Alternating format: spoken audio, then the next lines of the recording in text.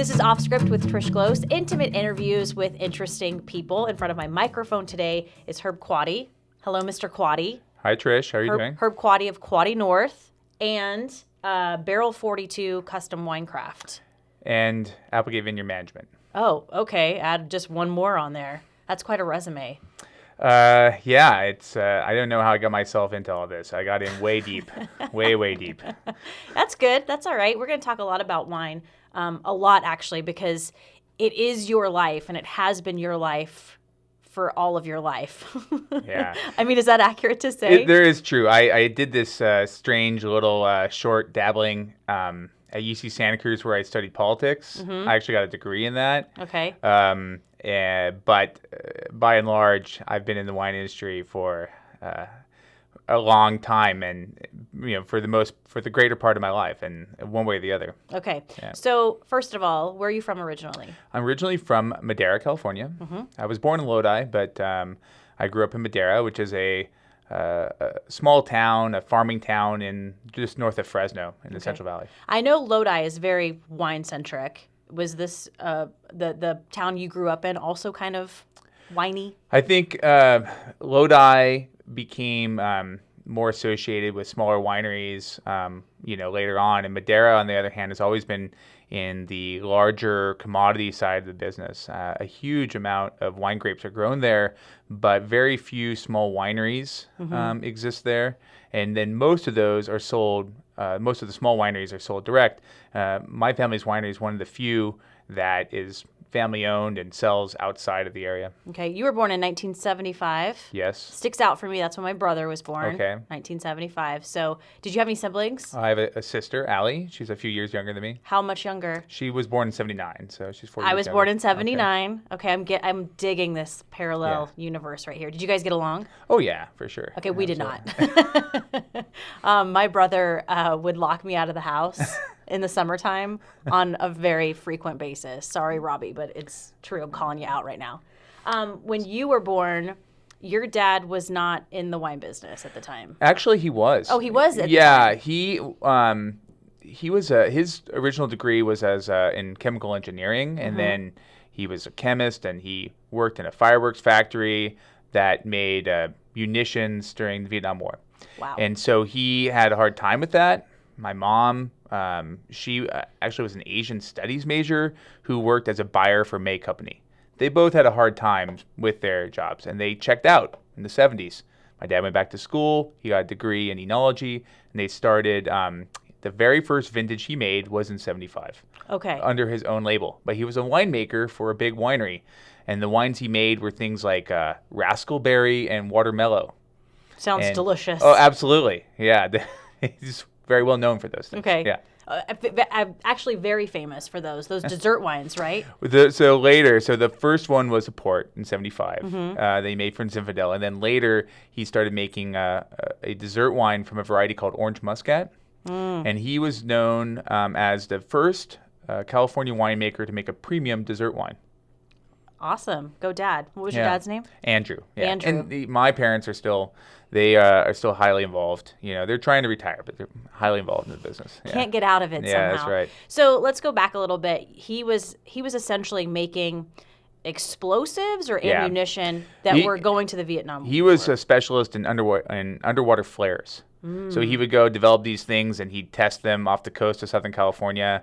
But between the accidents that were at the plant and the stress of being involved in that side of the war, he found release in drinking.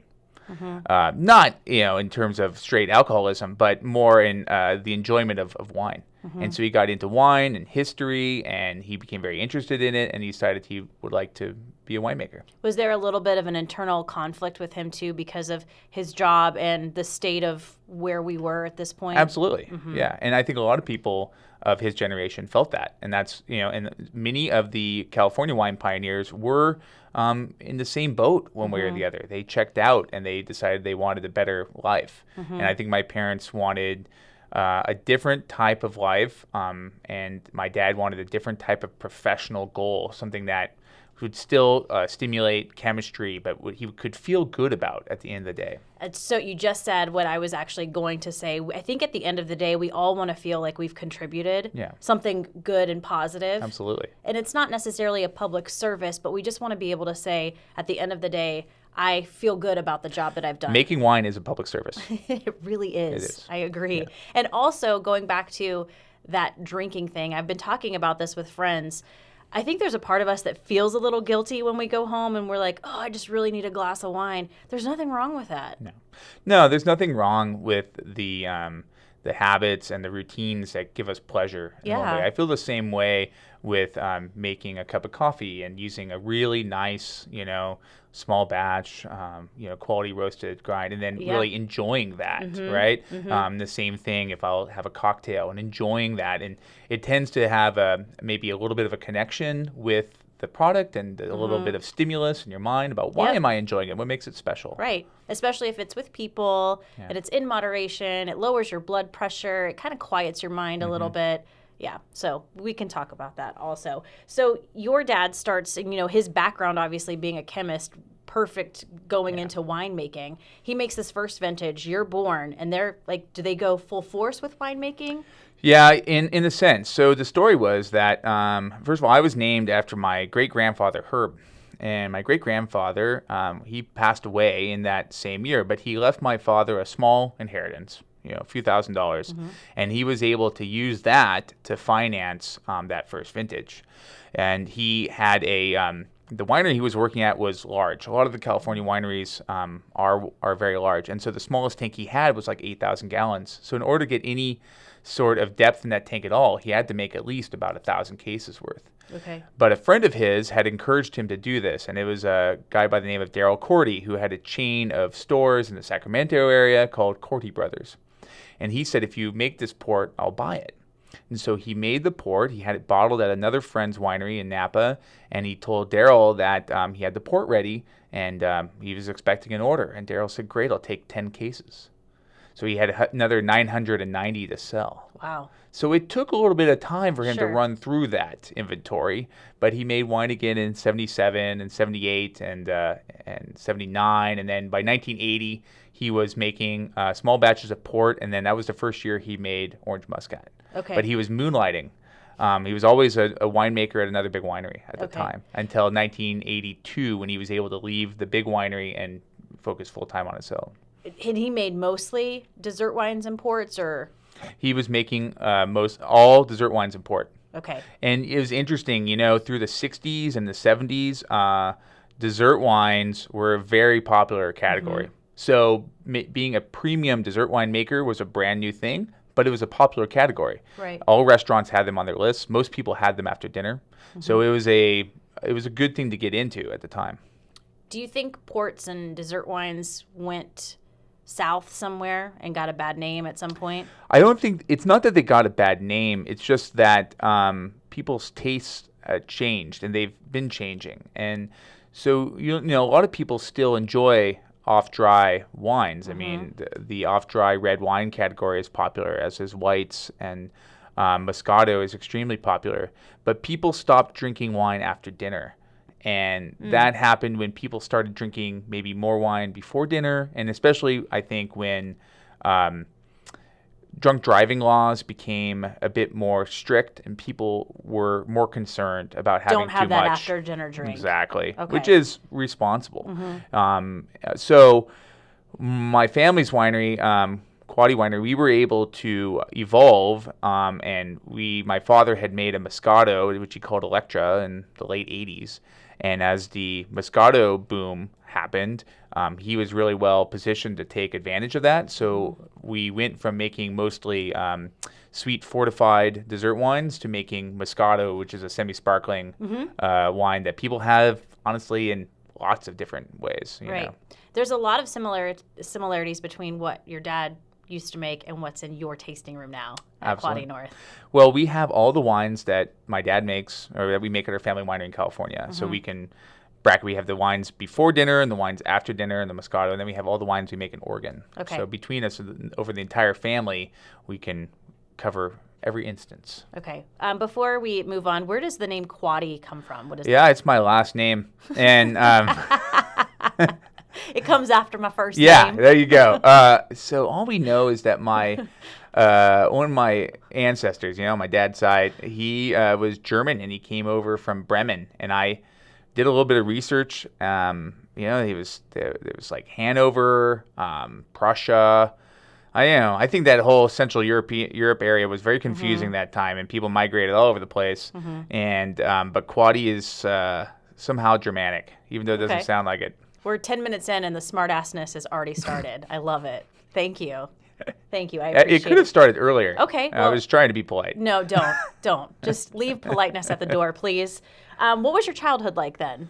Oh, it was, it was great. I mean, my parents are awesome. And I think what's interesting is that if you ask the older brother if he and his sister got along, the older brother's always going to say yes. Of course. And it's the little sisters that are like, don't you remember that one time? And you're like, no, I totally forgot about Torture. that.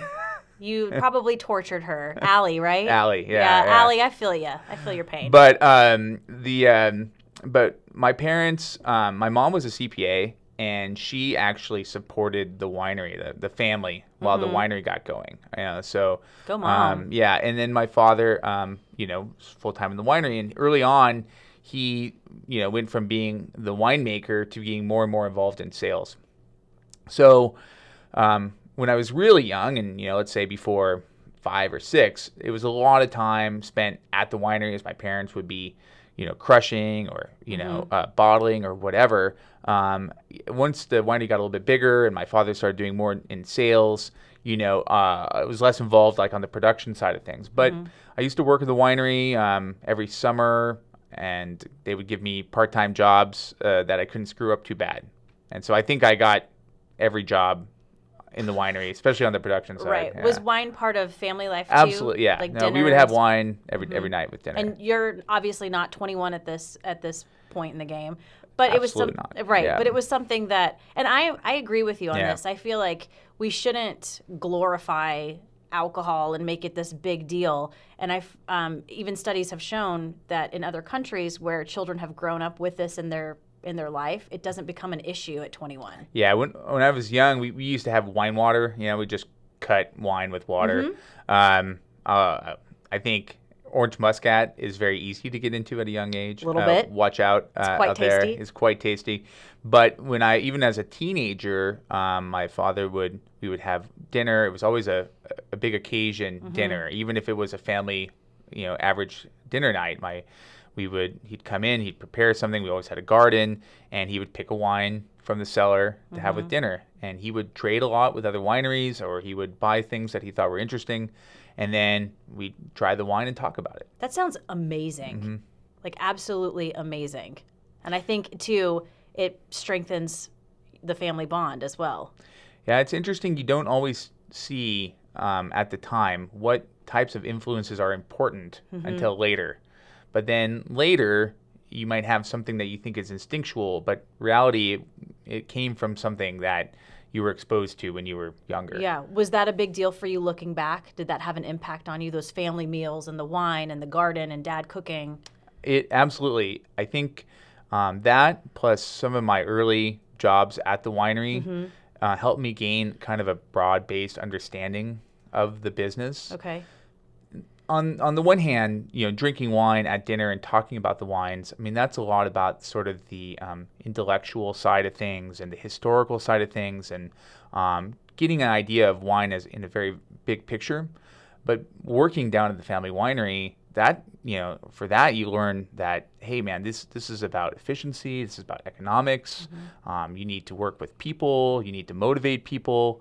And so how you manage and treat people, all those kinds of things you learn by being in the middle of it and seeing that. So from both ends, I got a very early education. And did he ask your opinion on these wines at an early age? Yeah, he would. Okay. I think that's impressive. I feel like a lot of adults maybe wouldn't go there because what does this kid know about fill in the blank? So I think also that probably had maybe an impact just wanting to hear from you about these wines. When you're young, all red wines for the most part seem dry. It's all dry and tannic, and so that's but that's true. When you're young, your palate is more sensitive in some cases, and so that's the case. But if you know that, then maybe you can start trying other wines, for example, that are easier to approach but are still interesting.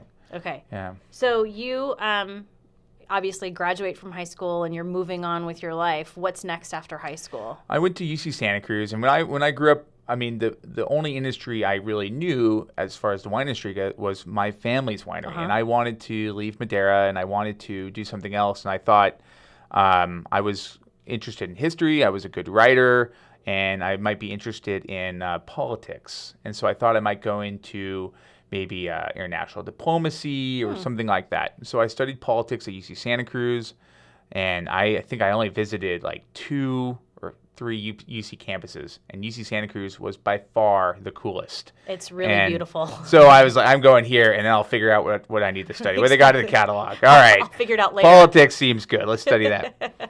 And so I was at UC Santa Cruz, and my wife attended UC Santa Cruz too. I met her. She was one of my good friend's cousins, and then I met her, and she ended up going to UC Santa Cruz too. And so I sort of got a little bit disenchanted in politics and in pre-law, and I said, I think I want to go into the wine industry. And so I told my dad, hey, Dad, I think I want to go into the wine industry. And in my mind, I thought he'd say, Herb, I've always been waiting for you to tell me that, and I will teach you everything you need to know. And instead he said, oh, really? Okay. He said, fine, if you want to go into the wine industry, go work for somebody else. Ooh, snap. And so he said, and then later on, he had met the general manager at Bonnie Doon Vineyard, which is in Santa Cruz. And he said, my son, he thinks he wants to get in the wine industry. Do you got any jobs for him?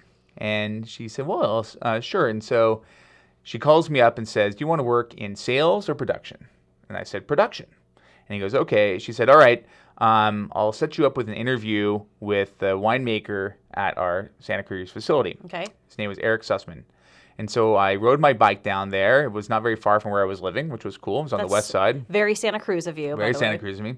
And I had an interview, and as I recall, it went something like this. He said, have you ever worked in the winery? And I said, yeah, I had a lot of different jobs, and I can set up a pump, and I can wash a tank, and so forth. And he says, okay, great. He said, do you live locally? And I said, yeah, I rode my bike here. And he goes, great. Well, you work for $8.50 an hour. And I said, absolutely. Because my job before then was as a prep cook, and I only made $7, I think. You just got a raise. I got a raise. And so I went home, and my wife and I, who was my girlfriend then, we were living together, we were worried about how we were going to pay our rent and so forth at $7 an hour. And I said, don't worry, we got it covered because I got a job at $8.50. Like, look at me, honey. And so we were happy. We celebrated. And the winemaker told me later, he said, I got off after your interview, and I called up the owner, and I said, you wouldn't believe it, I got a guy, he's already worked in the winery, he lives locally, and he'll work for only $8.50 an hour. What an idiot. I'm yeah. just kidding. Yep. So they hired me on, and I started taking classes at UC Santa Cruz in biology and chemistry, and I worked that racket for about 6 years until my counselor called me in and said, what are you doing? You've been here for 6 years. You have every class you need to graduate except for one with a politics major, and you're taking biology and chemistry. And I said, well, I want to be a winemaker. So I thought I might get a chemistry degree and then transfer. He said, you just need to graduate. You just need to get out of here. Just need to graduate. So I took my last class, senior thesis, and I graduated with a degree in politics.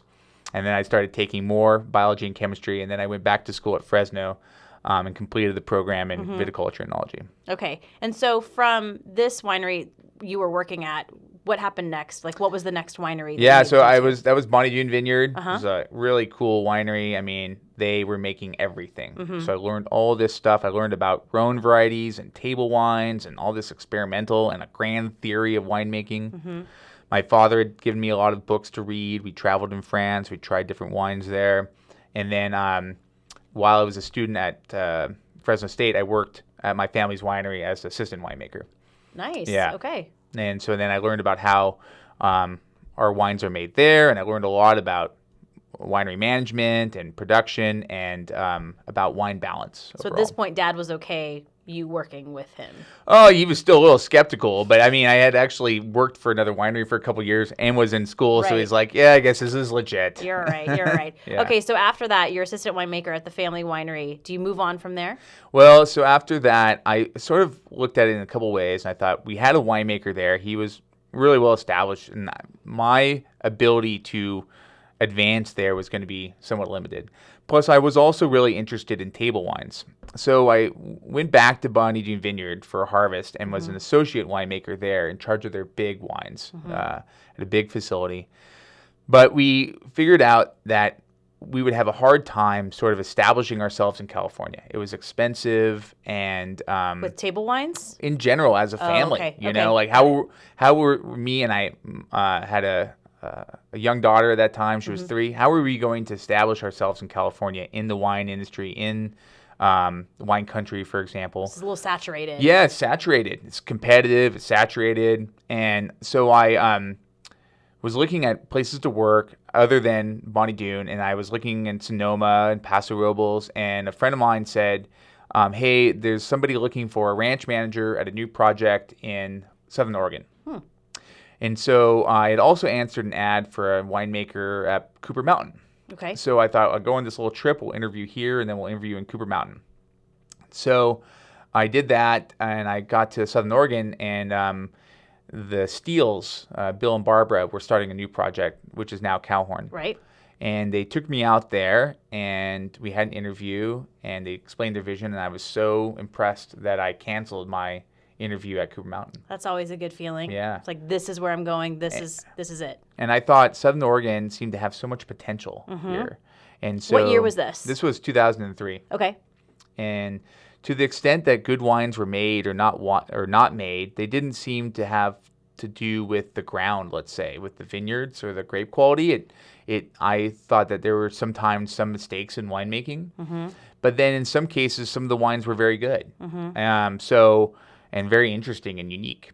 And they reminded me sometimes of the wines from California, and sometimes of the wines from France, and sometimes of the wines from Eastern Washington. But at the same time, they were all their own. So I thought this could be really cool. I could maybe be involved in a part of the industry that was growing and developing at an interesting time. Yeah.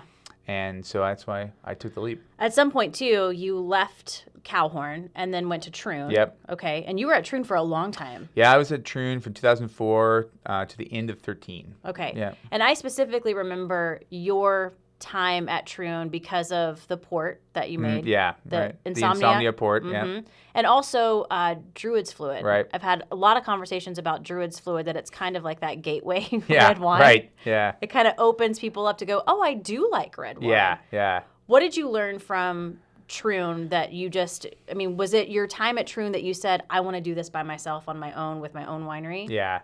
I mean, one of the things I had started coming to the conclusion of, even when I first started at Troon, was that, like, if I was going to take a chance, I wanted to take that chance in myself, because sometimes you could do a really good job and then you could lose your position and it could be no fault of your own, you know?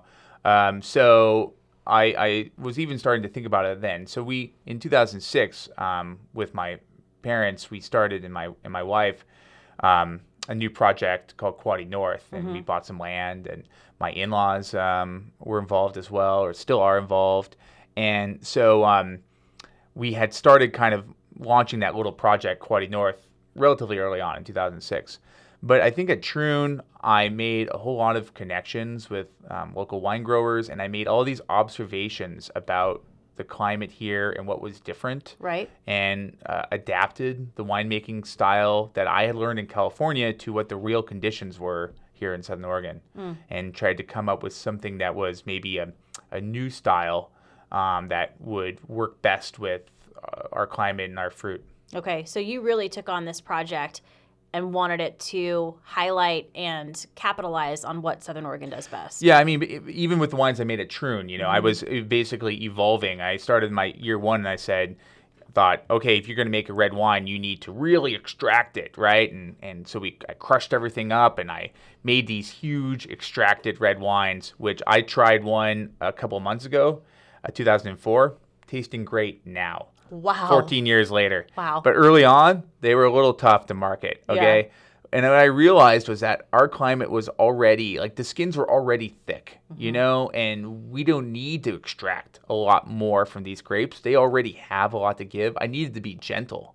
So in 2005 and 6, I started changing my technique and being a lot more gentle. And I think the wines became more approachable after then. Yeah. And specifically about Quady North, I think one thing I noticed for sure are the labels. It's a piece of art on this bottle. Very colorful, incredibly different and unique than really maybe any other label that's out there. Where did that come from? Yeah, my wife Melanie, she has a degree in fine arts, a master's degree, and she is extremely talented, and she has a great, I think, eye for image and look and feel, and how that connects with people. And so I had an idea about, how I wanted the labels to look like. I tried to communicate that with her, and she made some drawings and none of them really looked that great.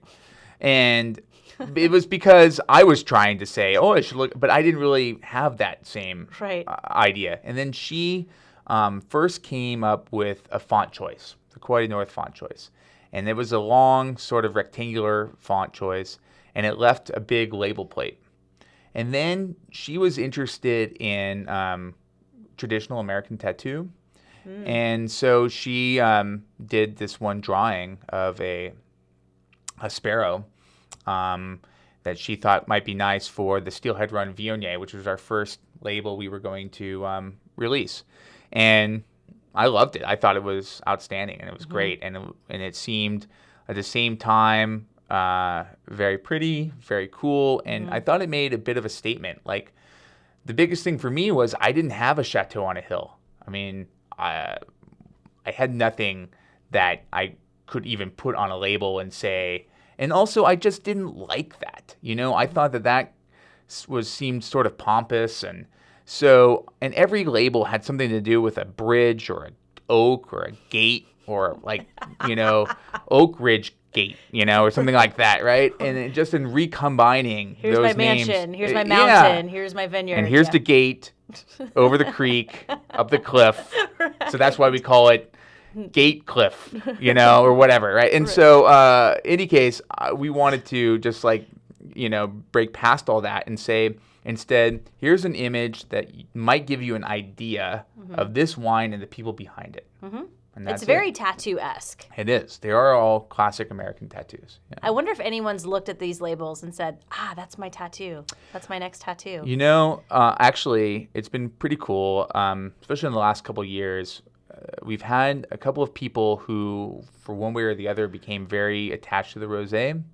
And they either got the rose tattooed, or in one case, a woman whose mother loved the rosé a lot, and the mother had passed away. She and her siblings got the rosé tattoo. Oh, that's pretty cool. Yeah, and so I thought that was pretty cool. And speaking of rosé, your rosé just won Best of Show. It did. The GSM rosé. GSM rosé. And you also, there were 2 other wines, I think, that you were helping to make that also won Best of Show. Yeah, the Alwyn Viognier. You cleaned up a little bit at Oregon Wine Experience. Old 99 Tempranillo. You and your team. Yeah, me and my team, exactly. And that's exactly the case. And I'm glad that you brought that up, because it is the team, and it's not only Brian and Nicole who are outstanding. And matter of fact, I mean, they are really the ones making the wines, have been for a few years now. But also Sarah, Kevin, Chateau, everybody in the cellar, and the viticultural team. We have our own vineyard management company that takes care of most of these vineyards. And for example, the old 99 Tempranillo was from Steelhead Run Vineyard, which is a vineyard that we farm. And the GSM Rosé, there's many different vineyards involved in that. And the Viognier is by Andy Pearl's vineyard, which is kind of cool. And we don't farm that one, but it's just good for him, make sure that he gets a knowledge for the nice grapes that he grows there. For that Viognier. What was that like, though, hearing, hearing those awards coming out, the last 3 that we're announcing at Oregon Wine Experience, were you just blown away? Yeah, I mean, it was. I did not expect it. I had thought we had done well because of they had requested a certain amount of wine for us, and it seemed like a lot. But it's pretty. Having done this for a while, to get best of show, at some point, you're doing a very good job. But to be honest, there's maybe 6, maybe 8 extremely good wines there, and the judges just have to find some level of agreement, right? So I think if you get a gold, if you win a double gold, I mean, that hats off to you, and that's an amazing, amazing wine. If you get best of show, all you've managed to do is just been able to have a wine that people could agree on in that case. It doesn't mean that I don't know how much it means that your wine was that much better than the other double golds in that day. So that, I think, is an important thing to remember. It's good perspective. It's a very good perspective. But winning all 3 is, I think, just maybe some recognition of accumulated success, where this year was able to just sort of line up. In prior years, we had sort of been at the doorstep, had won it a couple of times, but this year we were able to have really good entries across the board. So. I think, too, if you look at the judges this year and last year, and I've said this a bazillion times, there's 4 Masters of Wine on this panel. So when you're taking home a silver, a gold, a double gold, you can be super proud of that medal just based on the caliber of judges. Absolutely. And these are, I think, this type of competition, when you have this many really good judges, and also it's still relatively regionalized. It's Oregon, right? So we are tasting everything in context. When you do a really large international competition, it's very tough because you're not judged against wines from your same region, and so it gets kind of skewed. So if you do well in this Oregon wine competition, I think you should absolutely be extremely proud and have a lot of confidence in the quality of that wine. I agree. I read somewhere someone called you the godfather of grapes. That is a moniker that has been attached recently. Why do you think that has been attached to you? Well, the guy who came up with that for the first time is a friend of mine. His name is Corey Schuster, and he has a Jackalope winery. And so he was interviewed by Michael Alberti, who is writing a piece for Sprudge and is also a columnist at the Oregonian. And so what Corey was laughing about sort of jokingly is that up there, if you're a small winemaker and you want to get something special, something from Southern Oregon, then basically everybody will tell you, talk to Herb. And it's not like I grow all these grapes, but it's more like I know where to get them. You make the connection. And it's like, so you got to come to me, and then I'll set you up. You're like, maybe. I know a guy. I know a guy. Look, I know a guy. I know a guy. And it's got to be picked by my crew. It's got to be put in my truck. Exactly. And someday, I'm going to need a favor. Right. Leave the gun, take the cannoli. Yeah, right. Exactly. I apologize. We've talked about wine a lot, but you don't seem to ever grow tired of talking about it. A lot of people say that I don't grow tired of talking in general.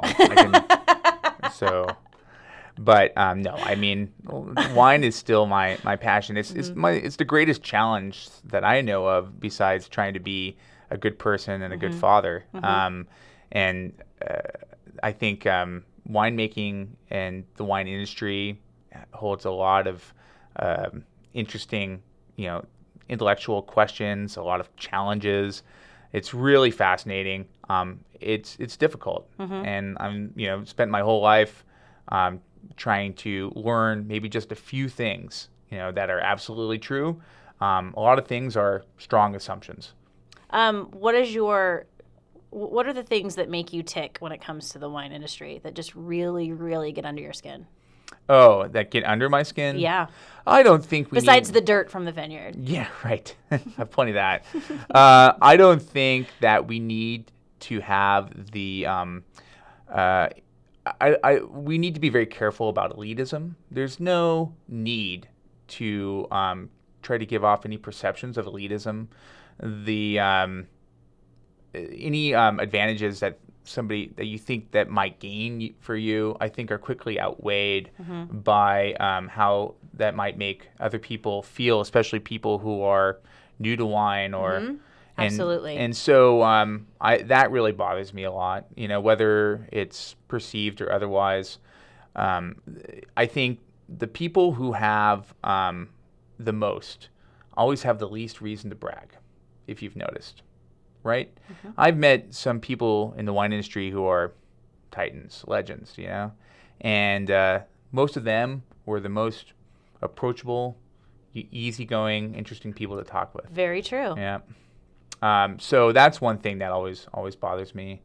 I think that we have to be on guard against manipulation. I mean, it's possible for large entities to gain control in this region, and then to be able to exert forces that we can't control and can hurt a lot of us.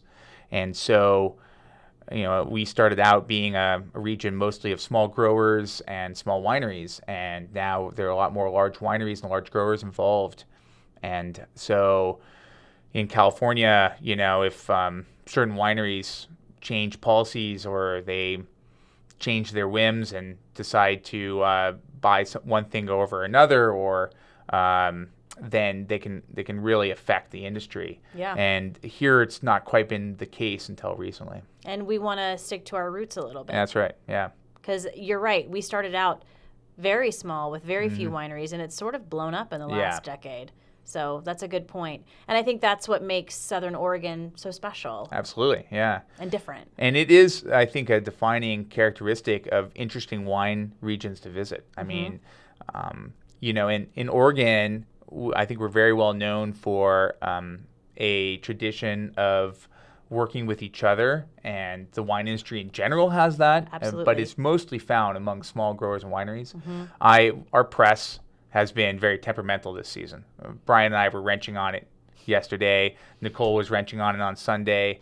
I was off on Sunday, and I found out what was happening, and I started making calls, and within half an hour, I had an offer of a press we could borrow. Somebody would juice grapes for us. Somebody would put our grapes up in cold storage. That's so nice. It's amazing, and I would do the same for them too. Absolutely. And as long as we can keep doing that, we'll have a thriving industry, and people from outside the industry will think positively about the wine industry. Right, because it's all about teamwork, and Exactly. And if someone's visiting you because you won an award somewhere, they're going to go visit Danson or Red Lily or whoever at the same time. Absolutely, and we become way more interesting if we can put out a lot of really nice wines and that our region is attached to, and start putting that in different places around the country or around the world.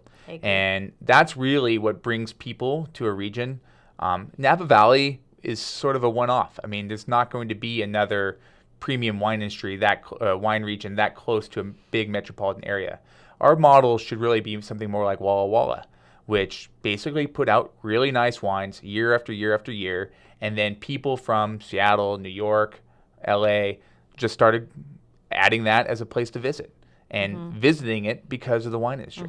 Yeah, put Southern Oregon on your list, people. Right. You'll not be disappointed. Besides old grape juice, what are your other passions in life? I'm really attached, to my family. Obviously, me and my wife. I have 3 girls, and we like to try to do trips. My wife bought a old KenCraft camper a couple years ago, and we spent all summer restoring it. Nice. And we like to take that to the coast. We also have a '63 Spyder Corvair convertible. Ooh. And I spent this summer swapping out the motor and the transmission. Okay. And I have another dozen little projects to do on that one. Fun. And so, of course, I like to cook. I did not know that. Oh, absolutely. I love to cook.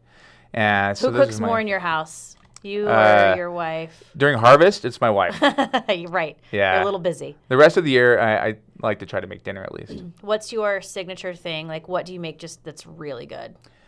I guess I have a few things. You have to ask each of my girls. They all have their own favorite things, right? Okay, well, what were the favorites of the 3 girls? Oh my! So Trine, one time I don't know how I just looked at what we had in the house, okay, and I took a tortilla and I put melted dark chocolate and peanut butter, and I told her, and I made it quesadilla style. Yes. And I told her that this is what the ancient kings of Mexico like to eat. That sounds awesome, actually. Yeah. So we call it the King of Mexico. I love it. Yes, okay. that's right. Is it 2 tortillas or folded? I folded them. Okay. Yeah, I folded them. Nutella also works. Oh, sure. In a situation Absolutely. like that. Yeah. Okay. I mean, as a comfort thing, Margot, I made her this thing called, again, out of necessity, breakfast nachos. So she loves nachos. She loves chorizo. And I just make her a thing with just like, sliced corn tortillas, sauteed in oil with chorizo and melted cheese.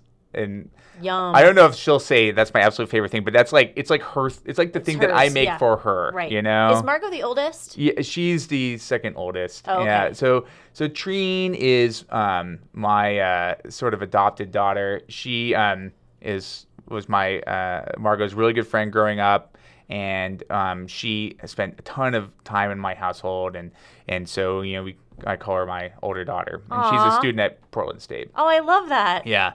And then for Serafina, it's funny, a lot of these things are like little breakfast type stuff, but, I'll make her buttermilk pancakes and different shapes, caterpillars or, whatever, add chocolate chips. And yeah, this is not high cuisine, but I think all of them would remember each of these things. Well, so. I would think they would disagree. I mean, my mom made something, we called it delicious chicken. Yeah. It was like chicken with cream of mushroom soup and cheddar cheese. Yeah.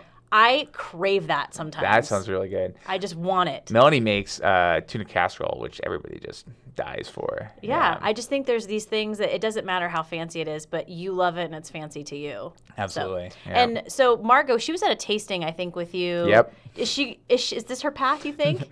I think for her, she would say absolutely not. Okay. It's like, it's one of those things. It's like, as much as she tries to get out, she gets dragged back in, right? But honestly, I could use her help sometimes. I mean, that was a night where like I needed her help. And so I drafted her in, and that's going to be the way it is, for all of them. I mean, she's very pleasant. So we're going to wrap up a little bit and get to my final 3, but I did read somewhere that maybe the next adventure and project for you could be sparkling wine, which I'm super excited about. So, several years ago, I just decided I want to do this. We're going to make it. And like a lot of these things, it starts with me making this decision and then other people figuring it out. Okay.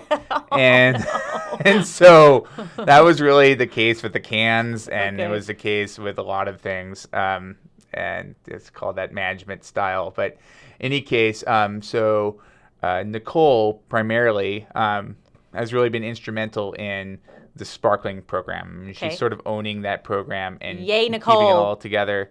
And so we released our first sparkling, which was a rosé of Cabernet Franc a couple years ago, but the production has just been really small. And with this vintage, we'll have the release coming up. We're going to have at least close to 100 cases. We're starting to make this a little bit more viable. And then on the other side, we have the Pet Nat, which is Pétillant Natural, which is another style of sparkling. Okay. And same thing, we're bumping up that volume a little bit. So they started out, again, kind of like the cans, is what we call a small commercial trial, like just enough to make it a commercial size, but small enough that we don't, get ourselves in too much trouble. Exactly. And along the way, we've learned a lot, and I think we've got it figured out now. I am excited about bubbles. I think we all need a little bit more bubbles in our life. Yeah, and it's such a diverse, it's a whole nother part of winemaking, but there's a lot of diversity in it. There's a lot of different ways you can make, sparkling wines that are really fun. I love it. It's my go-to. All right, final 3. Best advice you've ever been given? Oh, that's a good question. Yeah, best advice I've ever been given. I think I can't think of like a one sort of thing that jumps out at me, but I always remember like when I was growing up, I was really motivated by this quote from Theodore Roosevelt, where he said, far and away, the best pleasure that life affords is hard work at work worth doing. Oh, awesome. Yes. You know? It's a great quote. I know. I found that. I posted it on my wall when I was in high school. And even today, I still feel like that. Right? And there's nothing better than a day where you worked really hard and you came home and felt good about what you do. Absolutely. It goes back to that. Yeah. You come home and you want to feel like you've contributed something. Yeah. Right. For sure. I had a news director who told me, if you've got time to lean, you've got time to clean. I mean, that's a definitely one, right? Yeah. Look busy. Yeah, right? I tell my reporters that. They don't like it. Yeah. Okay, if you ever left this place, Southern Oregon, what would bring you back? What would you miss the most? Oh, I mean, this is a really special place. And I think we've met a lot of great people while we've been here. And I love our ranch. And so I think I'd be, I would definitely miss the way of life here, which I think right now is still pretty simple and pretty friendly, as well as the scenery and the natural beauty. Yeah, it's stunning. No place like it, in my opinion. And then if you were ever given a final meal and a final drink, what would that look like? Your last meal, your last drink. My last drink? Planet. Well, I think it's a last drink. I mean, my favorite wines are the old Mourvèdres from southern France, especially Chateau Prado, which is this, or Domaine Gossin. Those two ones. So I would love a really old, really nice Mourvèdre. Okay. Yeah. Okay. And as a meal goes, that's a tough one. It would have to be something which would go really well with that wine. With that old wine. Yeah. So, something, like, Ossobuco, for example, or something like that would go really well with it. But that's a tough one. One of my favorite meals is the bouillabaisse that my wife makes every New Year's. That's more of a rosé dish, right? Though, so that's kind of tricky, Seafood. Yeah. Well, you can't. Well, if Liz Wan and Sarah Gar specifically have done courses, like they've just said, I would start with this, and I would go here and go here. So you know what? Absolutely, I shouldn't have been quite so self-limiting there, right? This is your final meal. Your final. This is it. Yeah. And, well, there's nothing, better than a really, really good, prime rib, too. Absolutely. Especially, so, I mean, that's a good one, too. And so, yeah, I would basically start out with a French cheese plate, like in France, where they come and they, like, start pointing out the different names, and one looks like a pyramid, and one's, like, cylindrical, and one looks like a log, and everything's got a little name, and they know the guy who made each one. And that one looks awesome. like it's been sitting out somewhere for 100 years. Yeah, and it really stinks. Yeah. And it's like the best. It's the most delicious. Yeah. And then, I would love that bouillabaisse course in there with a delicious, dry Southern French rosé. And then, we could get into the main, red protein course. Now we're talking. But my mother-in-law's enchiladas would need to fit in there as well. With like just a nice light lager, Oregon lager, something like that. Okay, now you're talking. And then for dessert, gosh, something like chocolate truffles or something like that, and Elysium. And then after dessert, we'd have vintage port.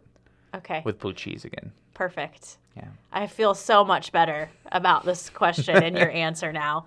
Herb Quady, thank you so much for being here. This was a lot of fun. I learned a lot about you. If you're listening to this podcast on iTunes and you like it, please subscribe, rate, and review. It helps other people find us. We're also on Google Play. You can also check out the video portion of this podcast. All you have to do is go to ktvl.com, click on features, and then off script. Once again, Herb Quady from Quady North. Thank you. Thank you.